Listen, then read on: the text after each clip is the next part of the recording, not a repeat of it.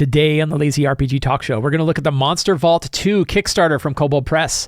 I found a new iPhone dice roller. Actually, a new iPhone dice roller was recommended to me, built on the design that I had done for the free dice roller that I talked about a few weeks ago.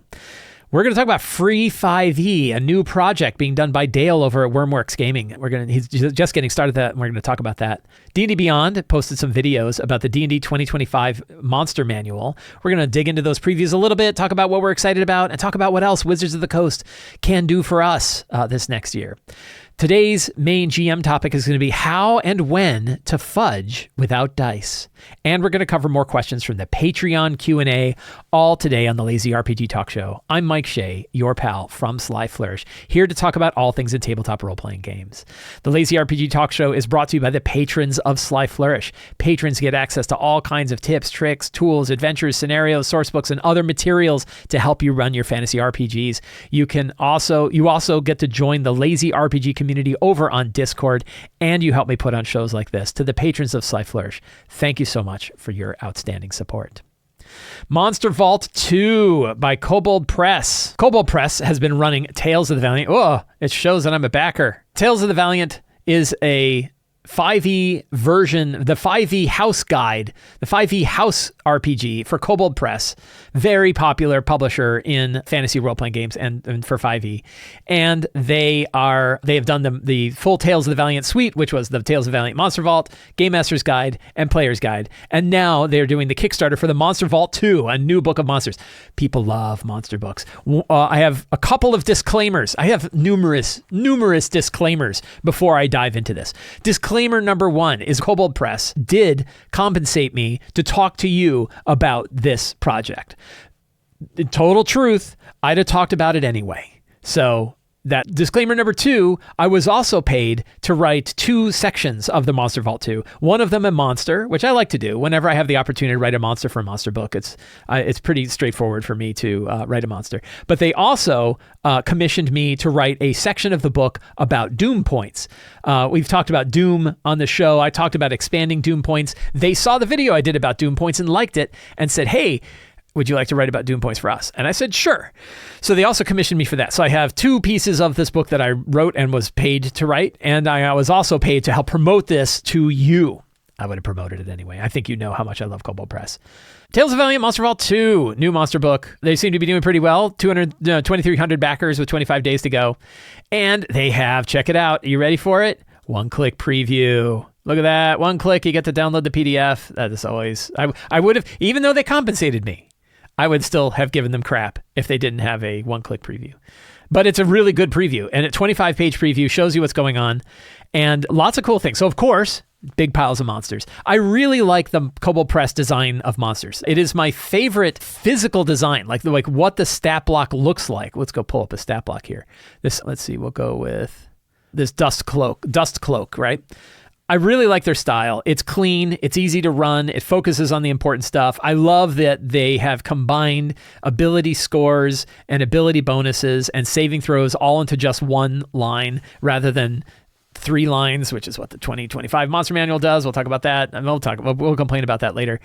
Really good design. Really strong monsters that hit hard, that's for sure. Like you're definitely going to be, you're definitely get poked in the eye when you fight monsters from this. And the Monster Vault 2, of course, is going to have lots of cool new monsters. But it's also going to have a bunch of sections about running monsters in it that are really cool. And one of the things that was a complete surprise to me is the idea of monster bundles. I was really excited about monster bundles. One of the things that monster books, I think, could do a better job at is telling you what monsters work well with other monsters. It's one of those angles that's kind of hard to do. In Forge of Foes, we actually have a section that talks about this. We have monsters by environment, but in those list of monsters by environment, we also include groups of monsters that you can theoretically put together. That's one way to handle it. The other way is this idea of monster bundles. I'm hoping there's a bunch of these. A monster bundle is essentially sort of like an environment or a group of monster types, and then what monsters work in well. And so they have example are Forged Lords, which would be mountains, clockwork, mechadrons, robots, and stuff like that. And it talks about what are the groups that would exist at a various tier. So a tier 1 Forge Lord group. Forge Lord uses statistics of a dwarf mechanist and works out a massive forge with a mountain home. 3 clockwork watchmen act as personal guards. 2 robot wardens act as lieutenants, leading and protecting scouts of groups of soldrons, duplicrons, I don't know, duplidrons, mechadrons connected to and executing the plan for the Forge Lord's mind. So it gives you like a full scenario, right? You gotta have like an adventure ready to go in a paragraph of text, which I think is really cool. They do them for 4 tiers per group. They have like an invasion of the sea, which says like deep, and it's a whole like little scenario, right? Deep underwater, dark blue waves of the sea, a sentient magical relic that has long been forgotten slumbered. An amulet of the fallen Chul Empire. It was awoken when a scavenger stumbled upon it. The artifact seized the creature's mind and set to rebuilding the ancient empire from its memories, aiming to bring the sea folk up from the depths to become rulers. These are like mini campaigns, right? Like there's a lot going on. Tier 1, the Chul artifact controls Sahuagin monarchs, whose lair is a collection of interconnected underwater caverns. Puppet Monarch's advisor is a sea hag and Sahuagin captain, leading small tribes of Sahuagin to dig through ancient ruins in the monarch's command. A swarm of Chul broodlings draws in the artifact to protect the monarch. The tribe sends its hunter sharks and reef sharks out of the caverns with a few Sahuagin as scouts to recruit others. Blah, blah, blah, blah. And then there's multiple tiers, all the way to tier 4. The Chul artifact controls a kraken who is protected by a trio of Chul potentiates. So I guess there's a bunch of Chul types that are going to be in here. The artifact surrounds itself with a council of underwater peoples who command its armies. An abyssal naga, merfolk archdruid, Sahuagin archmage, Cilia, dragon turtle serves as the kraken vanguard and primary sage.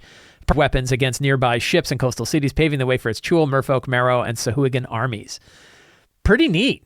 Right. And this reminds me of the campaign seeds or the campaign threads that I have in like City of Arches, where I have these like, 1 to 20 or sometimes it's 1 to 12, 2 of them are 1 to 20, where it's like a campaign arc in like 2 pages. And the intention is like, here are the locations, here are the monsters, here are the kinds of things you could deal with. This one's clearly focusing on monsters and focuses on types. Now, what's neat is that this can be used in lots of different ways because you could use it as like, oh, this is a good idea for a campaign. But it also just tells you what monsters work well together. You don't even have to use the rest of it. You can just look at the bold parts. I mean, like, oh, yeah, it'd be kind of cool to have these, swamp stuff together. I think those are really neat. I don't know how many they're going to have. I hope there's a whole bunch of them. But of course, it's not a book about these. It's a book about monsters. So it's going to have lots of other things. But these are like good GM tools that we can use. That are really cool. So I'm very excited for it. I think it's a neat idea that the Monster Vault 2 isn't just another big book of monsters, but is also taking a look at other ways to do it. And knowing that they commissioned me to write 2,000 words about Doom Points means they're expanding it in other ways too.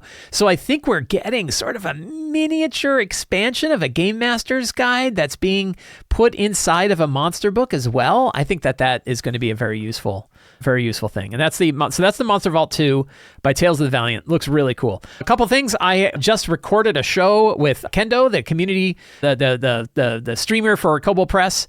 I did a talk with him last week. That's going to be up on the Kobold Press channel. And I think I have 2 segments on a couple channels coming up. And I'm doing a live stream with him in a few weeks where we're going to talk about it as well. So kind of fun to talk to the Kobold Press folks about the work that I did for them and about these ideas. We had a big, long talk about Doom Points. It was really fun. So exciting times. So that is the Monster Vault 2 Kickstarter coming out. So I put out an iPhone dice roller before. We're going to try some space age technology.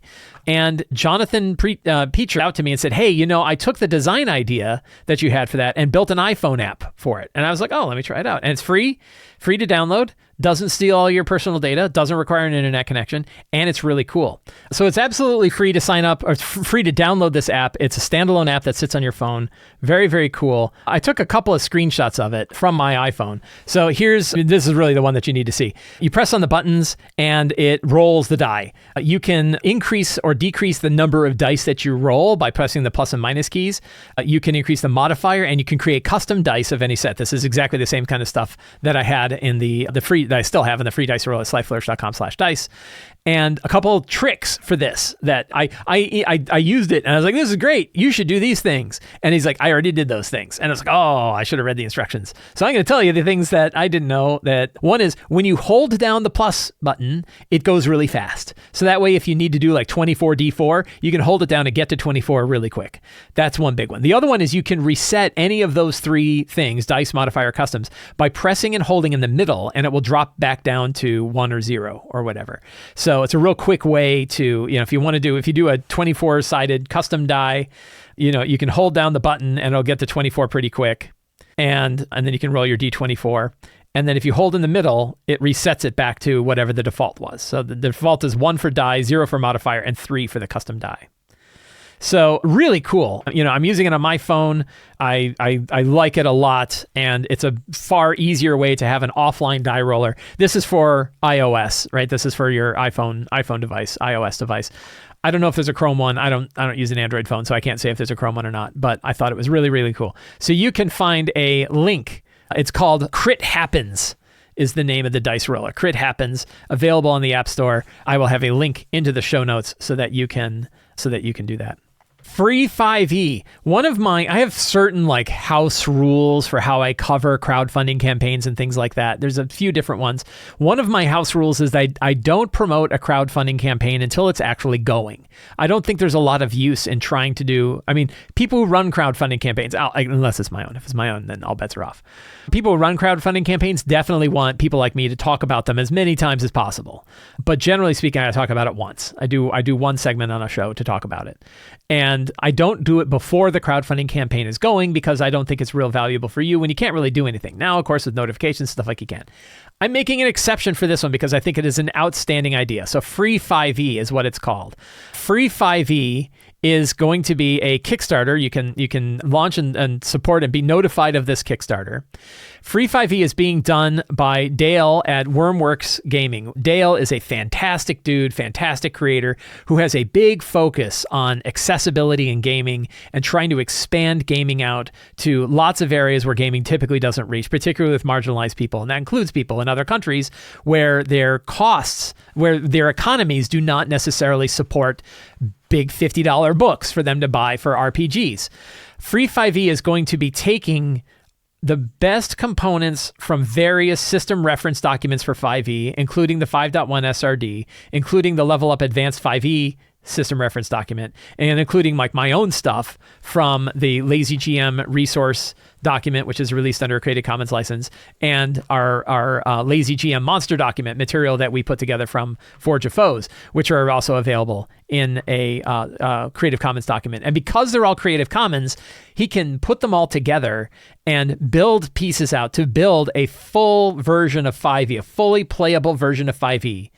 That goes beyond just reading system reference documents and that is designed for accessibility in a bunch of different ways, which includes having a markdown version, having a PDF version, having a version that's available in Braille, having versions that are available in EPUB so that they scale to your phones.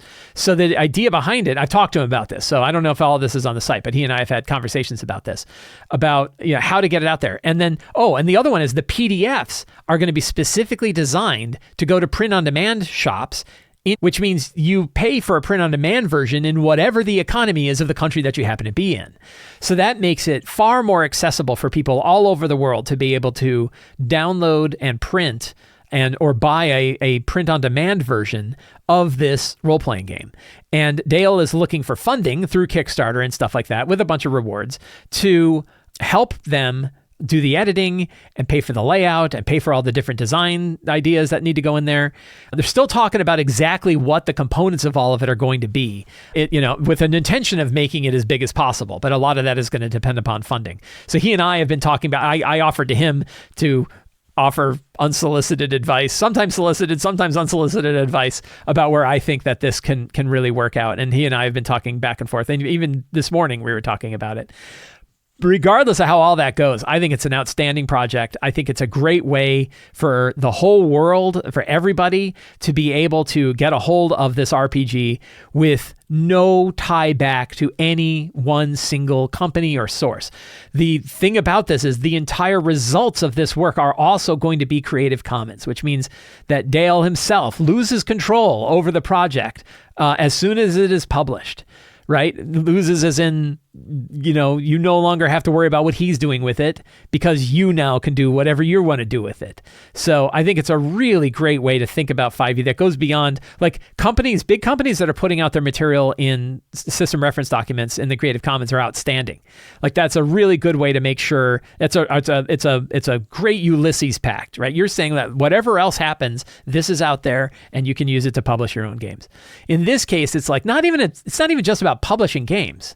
It's about having the freedom to put it on different websites, having the freedom to format it in different ways and then share those formats out with people. Examples are, I can't take a markdown version of the 2024 Dungeon Master's Guide and give it to anybody. But I can with the 5.1 SRD. If I go through the trouble to make a markdown version of, like, let's say the 5.2 SRD that's coming out, or the Black Flag monster, this is one that I actually did, right? The Black Flag monsters are available in PDF, but I went through the trouble of getting them in Markdown. I can share those out in Markdown because they're under an open license, in this case, the ORC license, which is a little more restrictive than Creative Commons, but not for that particular material. This is that example of, it makes it easier for all of us to use this material in whatever format works well for us from an accessibility standpoint, but also just from general use. So I'm very excited about this. You will find a link in the show notes. Be notified when it goes live and support it, because I think this is not just a fantastic project that's going to result in some really great products that you can use, but I think it's actually really working to make the world a better place through role-playing games directly, and I think it's outstanding. I talk about subscribing to the newsletter. You totally should subscribe to the newsletter. There is a link down in the show notes to subscribe to the newsletter. It is totally free. One of the things I talk about when I talk about the subscription is what you get for subscribing. So I wanted to show you what you actually get for subscribing to the newsletter, which what you get is the Sly Flourish Dungeon Adventure Generator. This is a short 6-page product, 6-page PDF. You get it instantly. As soon as you sign up for the newsletter, you get an email sent to you that has a link to it, and you can just download it, and it's yours forever. You download it and keep it. And it's in the same format as all of the products that I release on the Sly Flourish Patreon. So this is actually similar to a product that I would be giving away on Patreon, but it is intended for me to give it to you for free. And its intention is to have on 3 sheets of paper, front and back 3 sheets of paper, an entire role-playing game with all the stuff that you need in order to run it. You'd have to be experienced with RPGs. You'd have to know what you're able to do. But you have to know how to run it. Like, it's not going to give you everything. But in 3 sheets of paper, you can throw it in your bag. You throw it in your go bag, and you could go and run an RPG. And it also offers materials that you can use even if you're using another role-playing game. And it doesn't matter what role-playing game you're running. You can probably, if it's a fantasy-based role-playing game, it can help. And it starts off by, has things like a lot of random tables, quests, chambers and monuments. What are the kinds of different chambers that you might run into, or monuments that you might run into? Monsters and bosses. One of the tricks here is the higher the die you use, the higher the roll of the die you use, the more powerful the monsters are, up to about CR3. So this is intended for low-level play. The whole thing is generally intended for low-level play. It's not tier 2 and above. Mummies and hellhounds and green hags and basilisks are about the hardest of the monsters that you're going to face if you're using the monster tables in this. Traps and hazards. And I'd say, typical traps and hazards, DC 13 and inflict between 5 and 12 damage. Or 5 and 11 damage, and there's a bunch of different kinds of traps. And what's really fun is you can roll a couple of times on them and come up with combinations of traps. That's one of my favorite things to do. Treasure. I talk about anything from bags of gold coins to wands and rods to light magic weapons, heavy magic weapons, stuff like that. So you can quickly roll up treasure. Helpful discoveries, things that you might pick up that are nice if you're traveling through a dungeon. Environmental effects, things that could be going on that are weird. These are sort of weird effects, aura of hatred, chaotic magic, lava pool. Sometimes they do damage. Sometimes they offer advantage or disadvantage, things like that. My conditions and origins table, smoky, bloody, illuminated, and origins are like human, elven, goblin, celestial, fairy, shadow. So, neat things that you can have here. Spells and items. Spells, or maybe like what magical spell might you find in an item, or might be tied to a magic weapon or something like that. We have 20 spells starting with Bless and going up to Lightning Bolt, and then items including keys, knives, brooches, tiaras, a die, lanterns, and things like that. All intended for you to be able to roll and generate stuff for your game very quickly. Then I have a thing called One Sheet 5e. And One Sheet 5e is a super streamlined version of 5e. Doesn't have levels, doesn't have subclasses or anything like that, and intends to give you a character that you could run, that you could very quickly improvise and play with people who have never played before. It is built on 5e rules, so if you understand 5e rules, it works out.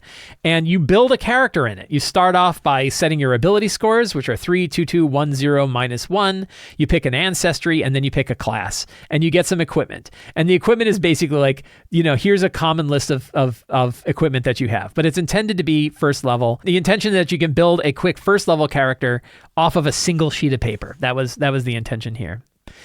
It's really two sides of a sheet, because then you have a little description about how combat works. Combat uses theater of the mind, what resting does, and then we have a list of monsters and their stats. The monsters start with like a giant rat and go up to gray ooze. Very straightforward monsters because you're only level 1 characters, so we don't really want to have much. Another little section on traps and hazards, and another little section on treasure and magic items. And then I included 5 Dyson maps. Right? And we have 4 maps in one, and then a 5th map that's a whole sheet. That's kind of a big dungeon. And I thought these just were good representative dungeons that are relatively small in size, but still have lots of options that you could then mix with all of the other stuff in this adventure generator to build a quick adventure. So the intention is on 3 sheets of paper. If you were running a one-shot with some friends, if you just wanted some ideas for your game, if you wanted to teach someone how to play, that you could print these off double-sided, and you'd have 3 sheets of paper, 6 total pages that give you everything you need in order to run on actual. So that is available for free, absolutely free. All you need to do is join the Sly Flourish newsletter, and you will get a copy of this dungeon adventure generator, which I think is pretty fun and pretty cool.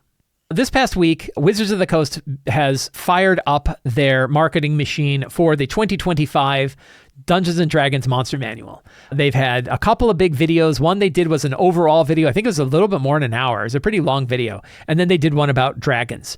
Shockingly, they haven't shown a lot of stat blocks. They've shown a lot of the art, and they've had a lot of discussion about it, but they didn't show a lot of stat blocks. I had thoughts and opinions that I wanted to share. You, of course, have your thoughts and opinions, and that's cool too. But I just had a few things that kind of grabbed my mind when I was looking at this. Part of which was like, I don't think we should get bent out of shape about the fact that we didn't see stat blocks, because we're going to be seeing stat blocks in the pretty near future anyway. Like we're going to see them within a month, and then we're going to have 600 stat blocks. And also, like, how soon, this is my cynical joke. Prepare for my cynical joke.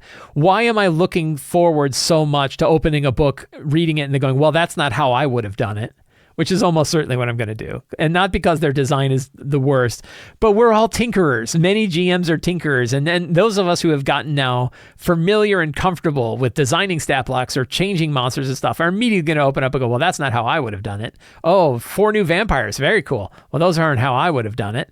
So it's very unlikely I'm going to look. I already know it's not the case because I have seen some of the stat blocks, and you're like, oh, okay, I guess that's a thing. It's not how I'd have done it. So that's kind of my little joke, right? And it's not, that's not a knock on them. That's just how, it's true with everything. And there's never been a monster book I haven't opened up and go, well, that's, I'd have done it differently. The great thing is we can do it differently. You can modify things all you want in this game. It's not like any other game, any other video game in the world. You're like, oh, I wish I hadn't done that boss that way. What nothing I can do because they made the boss. I get to do whatever I want. You get to do whatever you want. That's what makes this game so awesome. We can do whatever we want.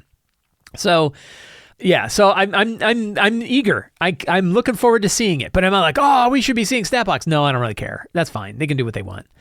They did have a conversation about how challenge rating works in 2025, and I've had some people that are like, ooh, are you going to be changing the Forge of... This is a question that I actually discussed previously. Are you going to change the Forge of Foes monsters by challenge rating sheet or the Lazy Encounter benchmark to account for new 2025 stuff? So far, I haven't seen anything that tells me that I need to. For a few reasons, and I've talked about that. But until we actually have it in hand, until Paul Hughes has done his crazy PhD thesis about what the math is behind all of the monsters, I don't think we could really say for sure. But it was interesting for them to talk about how challenge rating works in the new one. And they talked about how challenge rating worked in the old one, which I thought was a really good... It's like an explanation I kind of wish they had said 10 years ago. And they have said it in different places. But I don't think we've ever seen it this clear before, which is in the olden days, in the 2014 monster days, and the design of 2014 monsters, the challenge rating of the monster was based on its optimal use. In other words, when you used its strongest features in exactly the right way, the challenge rating was based on that, which meant if you used it in any other way, the challenge rating would be significantly reduced. The example, my friends Sean Merwin and Teo Sabadia talked about this on Mastering Dungeons, and they mentioned it was very kind of them to credit it back to me, where they said that there was a conversation I had with Jeremy Crawford, which I did on a show that I ran a long time ago, where I made fun of the Winter Eladrin that was in Mordenkainen's Tome of Foes, where it was like a CR11 Winter Eladrin, so this like, kind of cold Winter Eladrin that did 4 damage with its bow. It had like a single bow attack, and because its dex was terrible, it was a low to hit, and it did 4 damage. It was like a D6. It was like a D6 plus 1. And I was like, this is a CR11 monster. He should be doing Cones of Cold every time he fires that bow. Why is it that? And the answer really was because the art had a bow in it, and so we needed to add a bow to the stat block. I don't think he said that on the show, but that is almost certainly what happened. The art had a bow, so the monster needs a bow. But in the design, it was like, well, the expectation is that you're not going to use the bow. And then mine is like, well, then why the hell is the bow there? Like, why make your stat block more complicated with a thing that is like, oh, wrong, stupid DM, you used the wrong thing. And that has now propagated. I don't think I could take any credit for this at all, other than maybe pointing out this weird discrepancy. That the new way of doing challenge ratings is no matter what path you pick through the actions of a monster, it will hit on par for its challenge rating. And that would be the equivalent of the Winter Eladrin does Cones of Cold every time it fires its bow. Right, that if there's a bow in there, it doesn't matter that the Winter Eladrin has all these other features that do damage and status effects and everything like that. Whatever path you take through a stat block, if you think about like a monster stat block, and there's multiple paths. Does it do ranged attacks? Does it do a breath weapon? Does it do multi-attack? What does it use as legendary actions for? There's all these little decision trees that a GM can make when they're running a monster, right? And sometimes that decision tree is really simple, like I walk up and I hit you with a big club, right? But even like the ogre might be, well, do I throw a rock or do I hit you with a club? And then there's like a path. Well, you don't want to have it where the rock does hardly any damage, but the club does a lot. And I don't think it was ever the case that the rock did it before. But the new design is that whatever your path you traverse through a monster stat block to act, to do things, whatever those actions are, according to the stat block, should all be equally effective to the challenge rating of the monster. That makes perfect sense. And honestly, I'm kind of like, well, why didn't you do that the first way? Why did you do it the first time? But, whatever. So here we are now, and I think it makes a lot of sense. And that's why you see things like monsters that do a lot of extra elemental damage on certain attacks. We started to see this propagate its way through other monster books and monster products that we've seen from Wizards of the Coast. But I haven't heard it articulated quite that way before, which really makes sense. It doesn't necessarily mean the monsters are more powerful. They might feel, I think they are at the higher challenge ratings. I think they've recognized it again. We'll see. We'll have to see what their higher challenge rating monsters look like. But they did say, higher level monsters are now, higher challenge rating monsters are definitely going to be hitting harder than they used to. But it sounds like all the other monsters are going to be generally hitting at the challenge rating they were hitting at. Just now, it's a lot harder to not hit at that challenge rating. So that's going to be pretty interesting. And so I'm going to have a look at that. That'll be kind of interesting to see. I am worried about how spells are going to work. I was confident. And, it's funny because they convinced me of this. In the old 2014 Monster Manual, you had creatures like the Mage. Why don't we pull up a 2014 Mage? This is the 2014 Mage stat block, which is available in the 5.1 SRD and also available in the 2014 Monster Manual. And it's a CR6, right? And this is that perfect example that I was talking about of like, if you have your mage go up and stab someone with a dagger for +5 to hit for 4 damage, they're not hitting at a challenge rating 6. Right? You 4 damage is not the damage that you would do for a CR6 monster. Neither is 40 hit points really, or 12 AC. That's really, it's, mages are kind of low power. Until you get to their spells, and then you look at Cone of Cold, Fireball, Greater Invisibility, Ice Storm, Counterspell, Shield, Magic Missile, right?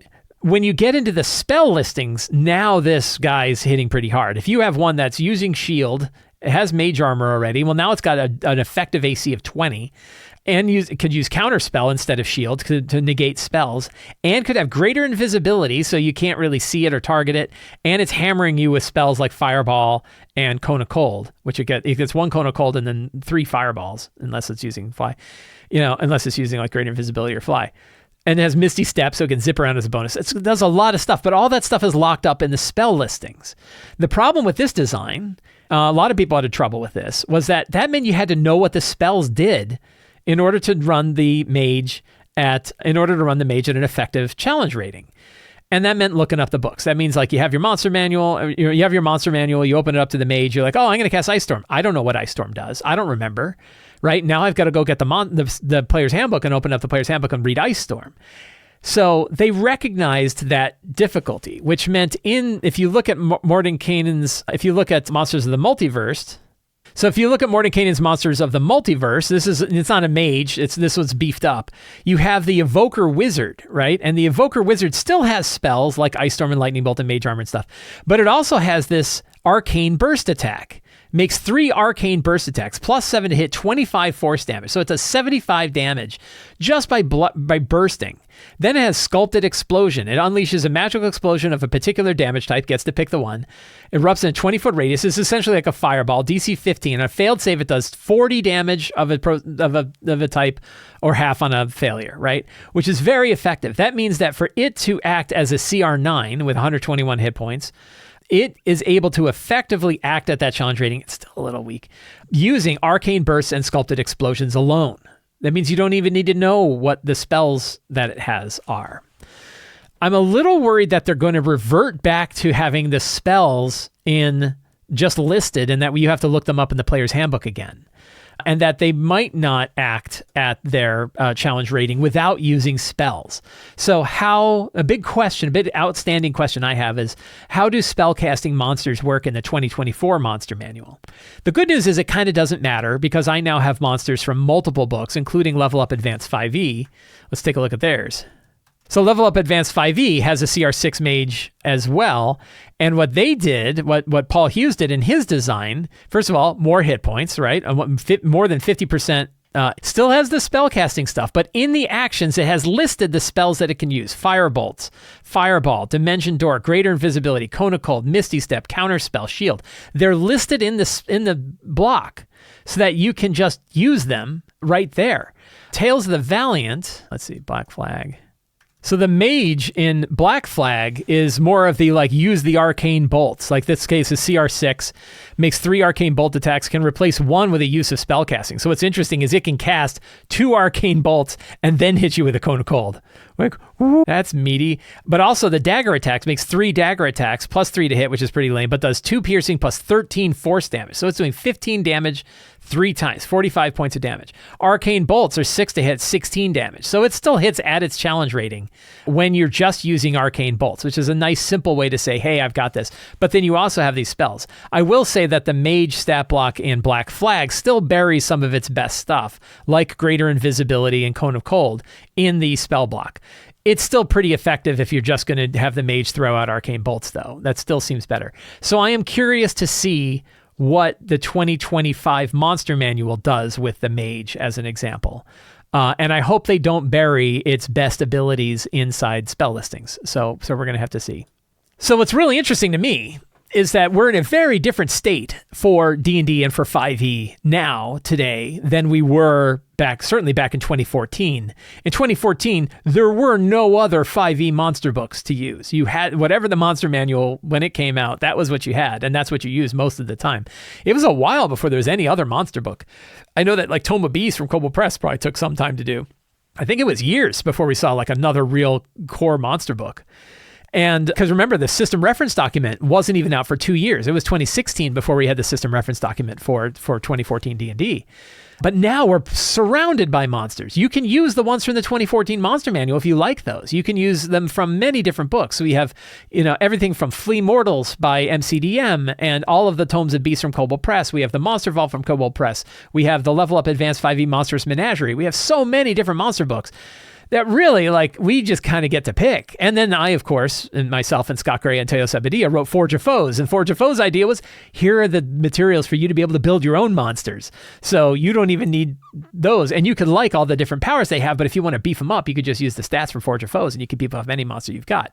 So man, are we living in a wonderful stage of having so many monsters. And really, other than the idea that when Wizards of the Coast puts out the 2025 Monster Manual, that is almost certainly going to be the most popular monster book published at once, Whether it eclipses the 2014 Monster Manual in overall sales is hard to say. We wouldn't know for years until that's the case. But it is going to be a heavily used monster book, almost certainly the second most popular monster book, if not the first most popular monster book used overall. So it'd be really nice if they got it right. My feeling is it'll probably be fine, right? I don't think it's going to be, oh man, the design on this is better than anything I've ever seen in 5e space before. It's unlikely. That seems unlikely. I feel it's equally unlikely to go, oh, this is total trash and it's the worst thing that's ever happened and nobody can ever run any of these monsters.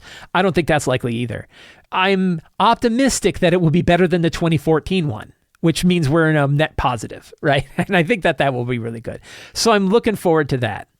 There's so many monsters in this book, too. I forget what they said. They, of course, would love it if I remembered exactly how many monsters they said. I'll be nice. Let's look at their D&D Beyond article. 500. Okay, there's the number. 500 monsters in this book. And this is where they start to be like, it's like the TARDIS from Doctor Who.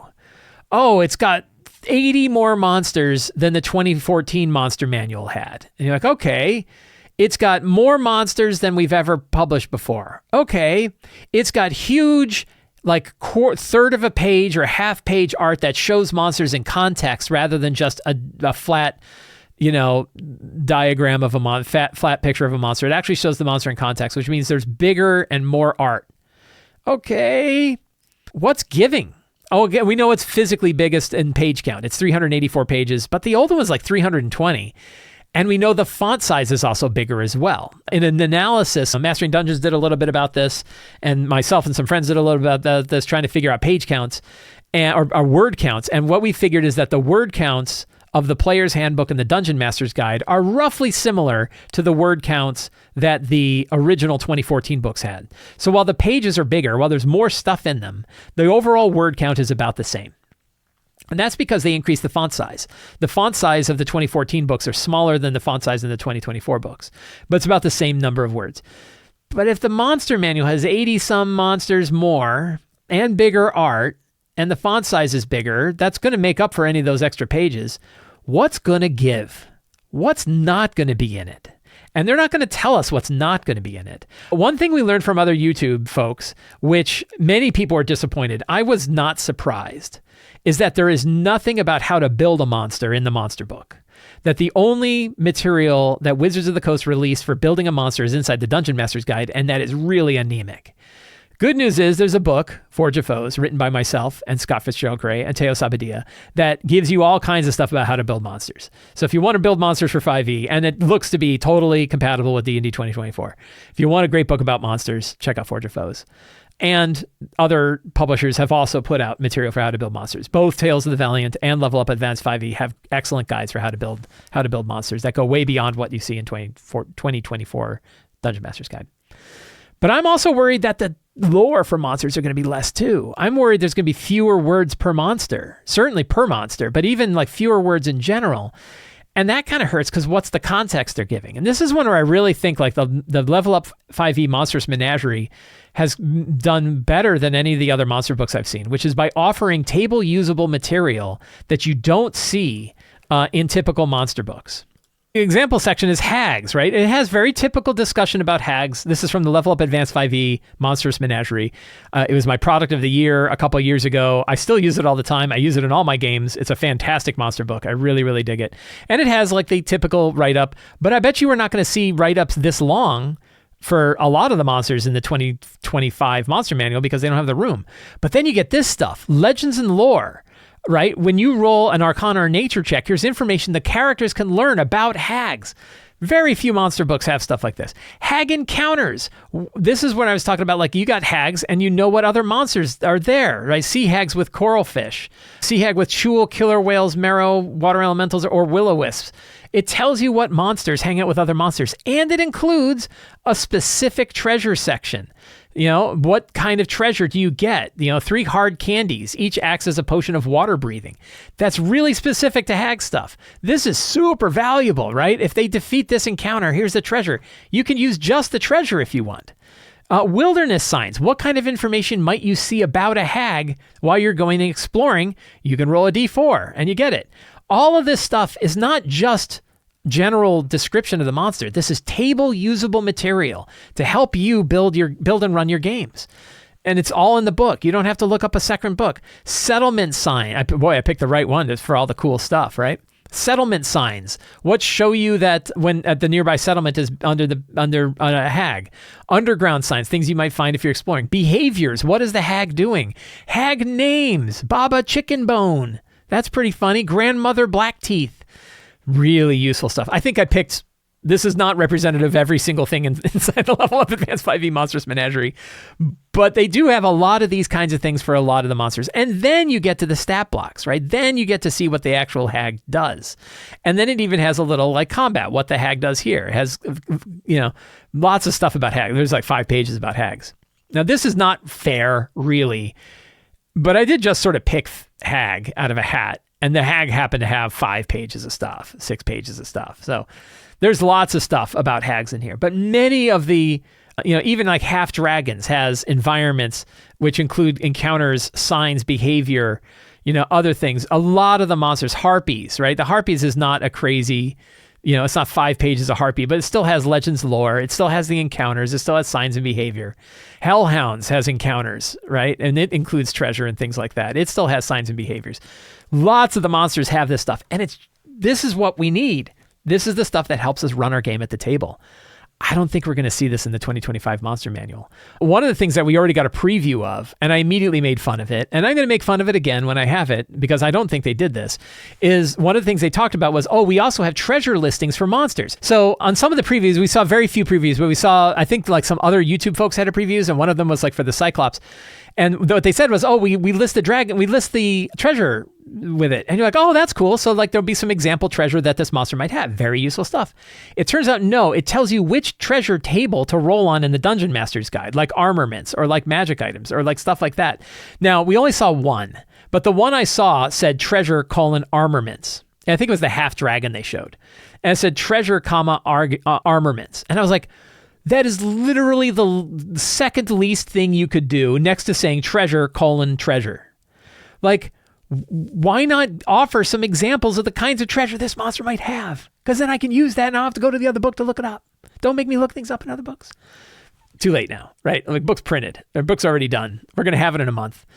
But that was a missed opportunity. I think we'll see. Like, I've only seen one monster. I don't know, but the one monster I saw did it that way. I gotta imagine that's how the other monsters work. And the idea of telling me what treasure table to roll on isn't really helping me. What helps me, you could do that. You could say armaments : +1 longsword, elven chain, whatever. Tell me what you've got. Like, that would be more useful, but it's too late. They already did how they're going to do it. So that question of like, what isn't in the book, I think is interesting. What's missing? One of the things, and we're going to have to do a deeper dive. Obviously, we'll do a deeper dive on it when that book actually comes out. But one of the things that's pretty clear to me is that stuff definitely is missing from these 3 books, particularly when you compare it to the other 5e variants, like Level Up Advanced 5e and all the stuff it has, Tales of the Valiant and all the stuff that it has, and even in some cases, the 2014 books and what they have. There seems to be less stuff in the 2024 books. There's enough stuff to be able to run your games, but there's a lot of things missing. And we're probably going to cover more about like what's missing and where you can get it in future shows. And particularly, we're going to look at the monster manual. What do you really need in a monster manual? You really need stat blocks for monsters, right? Everything else is sort of, you can kind of give and take. But some books are definitely better than others. And unfortunately, I don't think this is something where you can look at one book and say, that's the best book. And the reason why is, like, I love Level Up Advanced 5e stuff. I think their monsters are fantastic and absolutely work well. It's still my favorite monster book right now. But I do like some of the designs of the monsters of Tales of the Valiant monsters better. They hit harder. They're a little bit more streamlined. They have that more modern take on spellcasting monsters and stuff like that. There's things about those stat blocks I like, which means I like the Tales of the Valiant layout more with the stuff it's got, but I like the design of the monsters in Tales of the Valiant more. And it would not surprise me at all if I like the artwork in the 20 Monster Manual more than either of those two, which means we're going to have a lot of different monster books. And I don't know that it's going to be super easy to be like, this is the best one. This is the one you should get. I'm not really sure. It's sort of like the Dungeon Master's Guide. Which one should you get? I don't know. Level Up Advanced 5e Trials and Treasure is really, really good. 2024 Dungeon Master's Guide is really, really good. 2014 Dungeon Master's Guide has a lot in it that I think was underappreciated. And Tales of the Valiant has a really great Game Master's Guide. Which one should you get? I don't know. That's a really tough question. I think if you really held my feet to the fire, if you really told me you have to get one of them, I'd probably go with the Level Up, with the Tales of the Valiant Game Master's Guide. I think it's got the most table usable stuff in it, but it's missing exploration. Like the fact that it doesn't have a really good exploration section, I think is not fantastic. I don't remember if the exploration system in the player's guide is good. So I don't know. So then another question comes up to me, which is, what am I looking forward to after this? When the monster manual is released, which is happening very soon. I'm supposed to get, I don't know if I'm supposed to. Wizards did reach out to me and asked if I wanted to get a preview copy, a review copy. And I said, sure. Right. So I presume I will be getting review copies. I don't know when. I also pre-ordered a special edition cover version at my local game shop because I want to support my local game shop and I want to own a copy. So I have, actual stake in this. And I'll probably be getting it on D&D Beyond. I will be getting it on D&D Beyond, certainly. And I'm going to buy it for Foundry. So I'm going to have like 5 versions of the Monster Manual when we're done. I'm going to dig into it. But then what? Well, then the 3 core books are out. What are we really waiting for after that? Well, the big thing for me that I'm waiting for, that I'm like, is the 5.2 SRD. Because that's the point where Wizards of the Coast can really make that Ulysses Pact and really do good for the whole RPG community by saying, we spent a ton of time and a ton of money and a ton of energy building this system. And now we're putting it out to the world and you guys can grab it and run with it and do stuff with it. They did it with the 5.1 SRD. They did it back in 2016. They did it again after the OGL fiasco and put it out in Creative Commons. And they have every indication that said that they're going to do it again. I even got, I've heard recently that they said, no, we're still going to be doing that. Good. And that'll be really good for the community. I'm looking forward to that a lot because that means the game can live beyond anything else that happens with Wizards of the Coast. And it means that you and I can do what we want with this game truly and share it with other people. And that's going to be fantastic. I'm really looking forward to that. Then what? Well, the next thing on my list is the starter set. Right? I think the starter set is an important product that Wizards of the Coast can produce and put out in lots of places that people will buy and that they can give to people who haven't played. I think getting that starter set right is really important. I think it's very strange that the starter set's not coming out for a year, or not almost a year, right? It's coming out at the end of this year. Fall, I think they said fall 2025, which feels like a long time for a starter set to come out. Hopefully it's fine. And I hope they don't do anything too weird with it. And I hope it's just a good, solid starter set that really gets people to understand what this game is like, because no one is in a better position than Hasbro and Wizards of the Coast is to get new people to understand what this game is like. Once they get into the game, once they see how great this game is and how great role-playing games are, and once they fall in and they start watching YouTube videos and they start subscribing to newsletters and they start supporting people's Patreons and they start picking up other books, that was all a big advertisement for me. Then they're in our world, and then we could share all of the other stuff. We could, hey, there's other monster books. Hey, there's other design ideas. Hey, here's a bunch of house rules you might play. Once they're in, we can get them, right? We can get our claws into them and then share how great this hobby is. But it's really hard to get new people to see it at scale. And only Wizards of the Coast and Hasbro have the money and the backing and the connections and everything to get it to be introduced at scale.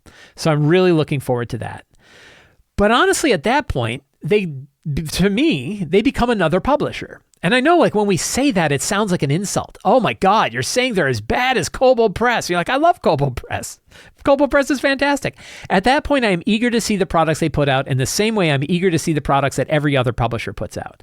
They have the new Forgotten Realms stuff that's coming out later on. I want to see what that's like. They're going to have the new Dragon anthology book that's coming out. I want to see what that's like. And I'm sure they're going to have other products I want to see. These were the important ones, right? The 3 core books, the starter set, and the 5.2 SRD. Those to me are all the real big impact that Wizards can have on the community. And I'm eager. Now we've seen a lot of it. And I think the good news is it's not a disaster, right? Some people will say. I'm sure there's shock-based videos talking about how it's a disaster. I don't think so. I think it's pretty solid. And I think it'll do the job, right? And that's what we really need to do. But to me, it's that interesting question of, and then what? What else are we looking for? And also, how else could they hurt us? And that's the other question. And I don't, that's kind of a black swan question where you don't know until it happens, because I certainly didn't predict a lot of the other ways. But I know I'll have our books, and I know we'll have the 5.2 SRD, and I know they'll have a starter set out there. And after that, everything is gravy. So I think that's interesting. But that has been on my mind. So probably the next time we talk about the 2025 Monster Manual, I will hopefully have one in hand or have it on D&D Beyond or something like that. And we can actually dive deep into it to really understand what's going on. There was a really interesting thread that popped up on EN World and then kind of went away. And I was sad because it was a really good question. And the question was how and when to fudge. I've made a joke commonly. People say, do you ever cheat on dice rolls? And I say, I don't cheat on dice rolls. I cheat everywhere else. And, it's kind of my little funny gag, but it's also how I feel about the cheating and fudging. And people are like, what do we call cheating? And what do we call fudging? What does that even mean? And which word is right? I'm going to go with fudge. I'm going to go with fudging. That you're shifting things a little bit. You're moving things around. It's not cheating because you can't really cheat as a GM, right? Like rule 0, you can't really cheat.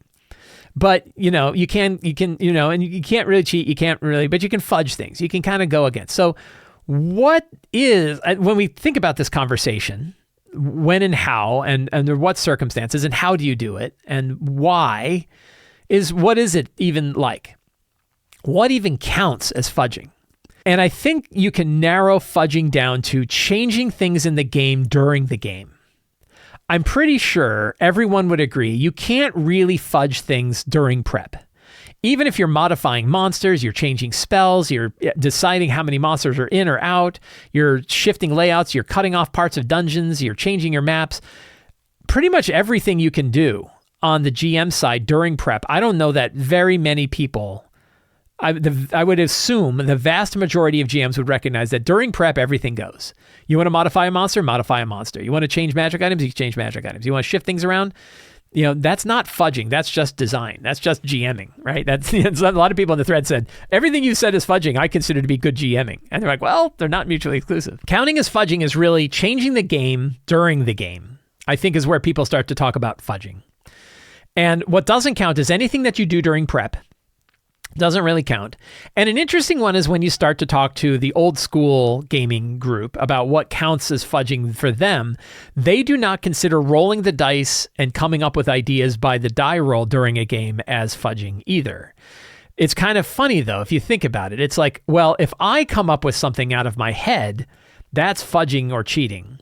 But if I roll a die and it comes up with something, that's just how the game works. And maybe that makes sense, right? Because you're building a stochastic system. You're building a randomly based world where none of us know how this is going to go. And I'm appreciative of that. I think that rolling random encounters is cool. I think the idea of rolling attitudes is cool. The idea of rolling distances and whether or not who is surprising who, all those kind of things, and using the dice to help determine that, I think could be really cool. Sometimes, however, it's not cool. Sometimes you end up having a whole bunch of sloggy fights right in a row because you rolled a certain way. That would kind of suck, right? And now no one's having fun. You're not having fun. The players aren't having fun. And that's where you might want to fudge. So that doesn't count. Why would you fudge is a good question. And I have some thoughts about this, and I'm sure you have some thoughts. And these are just my ideas. I'm not saying this is the way it is. You get to decide what makes sense for you. But I'm going to offer my own thoughts on it.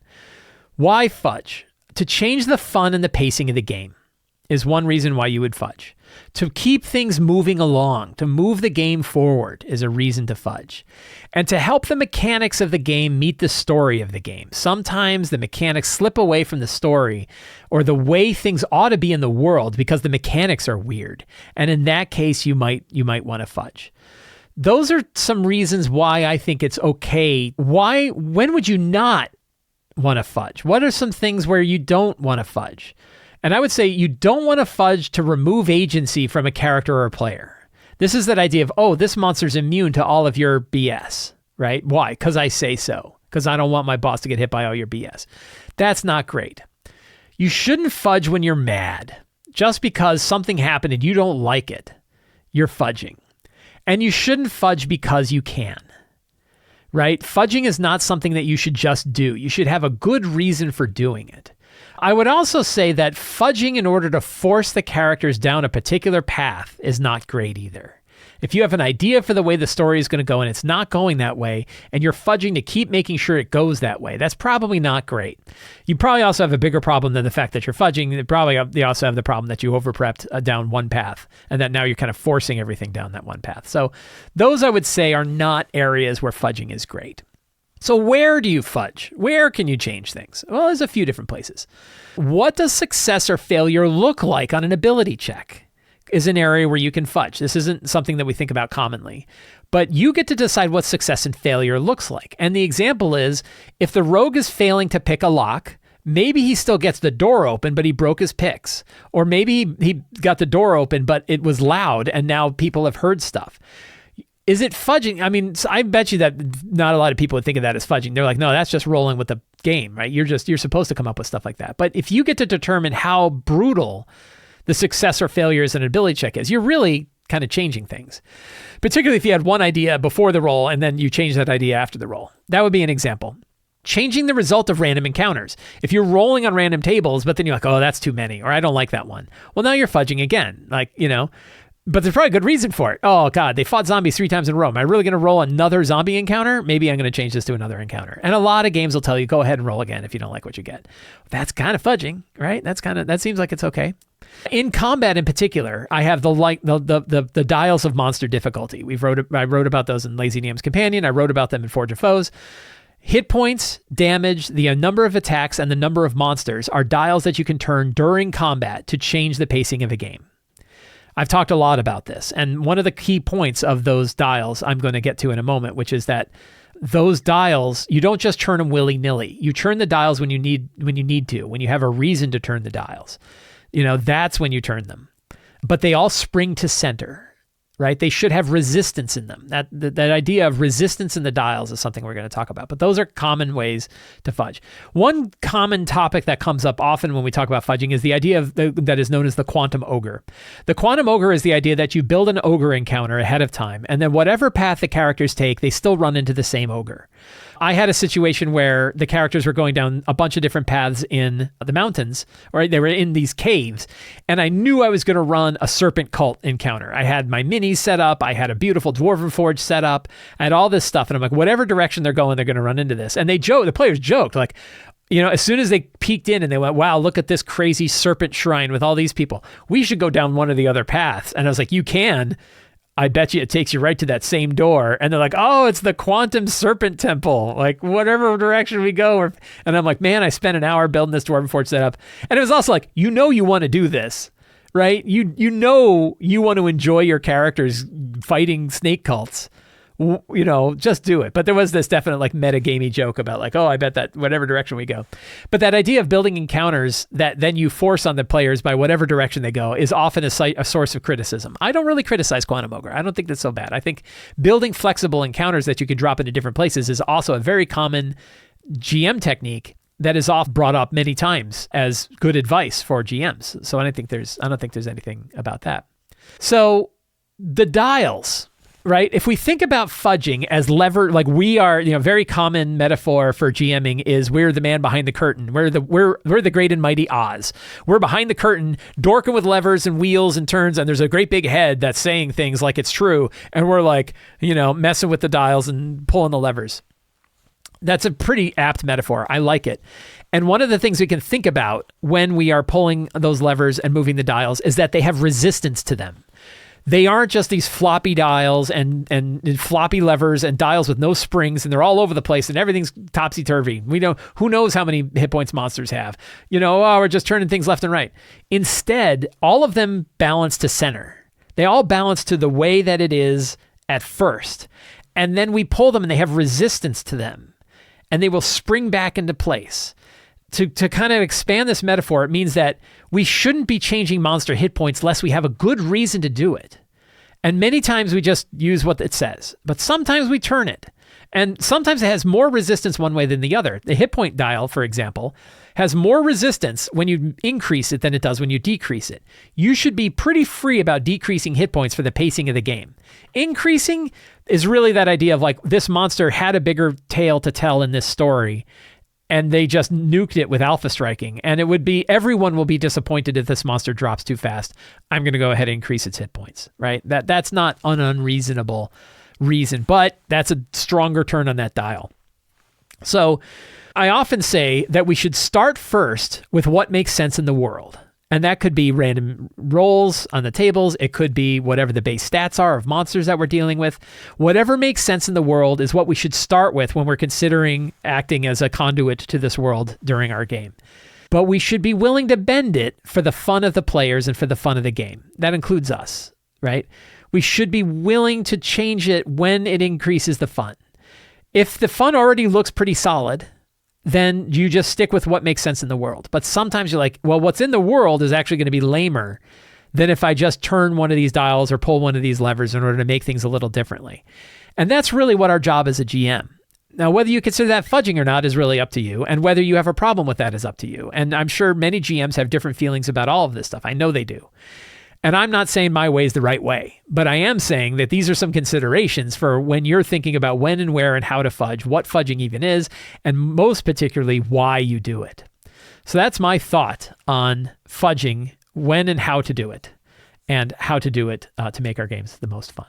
Every quarter on Sly Flourish, we post a new thread for the Patreon Q&A. Patrons can ask questions all throughout the year. Every Friday, I answer these questions, and some of these questions I bring here to the show so we can dive in a little deeper. Today's question is from Peter H., who says, what do you expect of the applicability of the monster encounter dials for non-5e RPGs? As an example, would changing the number of monsters be as effective as a dial in a system where the action economy is less important than in 5e, but maybe something else has much stronger effects? Yes, I think that the dials of monster difficulty can work in many different RPGs, and particularly work well in D20 RPGs. But of course, your results may vary depending on the system you're playing. And I think when you're dorking with the dials, it helps you to understand how the system works. Numenera, as a D20 system, operates very differently than 5e does.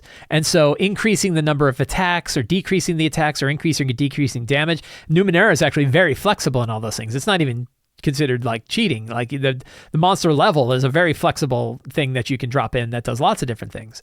But you still want to understand how it's going to relate. There are some games where like the monsters don't even get turns. In your Powered by the Apocalypse games, monster attacks occur when characters fail. So you can't really increase the number of attacks. And some don't even have damage. It's just number of hits. Fate, for example, it's really like a number of hit thing more than something else. So the dials are still there. And maybe there's different dials. And I think the concept of dials of difficulty is something that you have to bring to whatever game you're going to run and decide how they have that effect. And this is where we as game masters can kind of dive into the math and dive into the understanding of how the game operates before we start turning a bunch of dials that operate differently. So yeah, it's not a one size fits all perfect solution, but I think the philosophy can work really well. I think the philosophy can work for a lot of games. Bro from Another Mo says, Initiative DCs. I know you do static initiative. I was thinking about a way to shake up initiative when you have multiple kinds of monsters. Their initiative is their AC/DC stat. I run Forge of Foes one-line stats with characters winning ties. That can work very well. I've actually been thinking about this as well. And one of the things I think we can do with initiative is quit worrying about tying the monster initiative to any kind of score for the monster. And instead ask ourselves, is this monster fast? Is this monster normal? Or is this monster slow? You could even add like extremely fast for it. A fast monster operates on DC 15. A medium monster operates on DC 10. And a slow monster operates on DC 5. Initiative 15, 10, and 5. And by splitting up monsters like that, when you have different groups, if you say like these guys are going to be the fast movers, these guys are going to be the medium movers, these guys would be the slow movers, then your players are going to better sort of shift into those different areas so that you're breaking things up a little bit more. You might still have circumstance where all the characters rolled higher than a 17 and all your monsters are grouped together anyway, or vice versa, right? So that definitely can still be a problem. But it does give you this option to decide where they're going. And you can say very fast monsters operate in initiative 20. And the expectation of initiative 20 monsters is that they are almost certainly going to act before the characters act. 15, it's like they're going to act, you can think of like 75%, 25% things, like 100%, 25, 75, 50, 25, and so on. But I think that idea of like worrying less about tying things like initiative to the stats of a monster and instead just using as a GM tool the 15, 10, 5 initiatives, I think could be a pretty easy house rule, something you can keep in your head. Treat it the same way you treat the DC ladder for operating DCs. I think that can work really well. I haven't tried it much yet. I've tried it a little, but I haven't tried it much yet. My thing has always been I had monsters default to 12, which kind of dropped them right in the middle. And I think whenever I have one monster type, I'll still default to 12.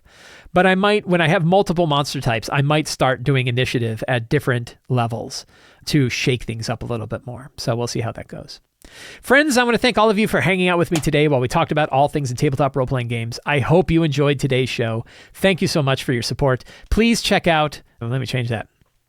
If you enjoyed this show, please consider subscribing to the Sly Flourish newsletter. You get your Sly Flourish adventure generator and a 3-sheet, 6-page role-playing game system absolutely free for signing up for the newsletter.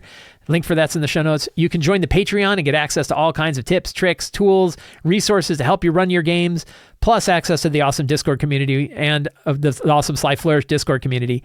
And you help me directly support this show. And you can pick up any of my books at the Sly Flourish bookstore, including Forge of Foes, Lazy DM's Companion, Return of the Lazy Dungeon Master, Lazy DM's Workbook, City of Arches, and more on the Sly Flourish bookstore. Thank you all so much. Have a great day, and get out there and play a role-playing game.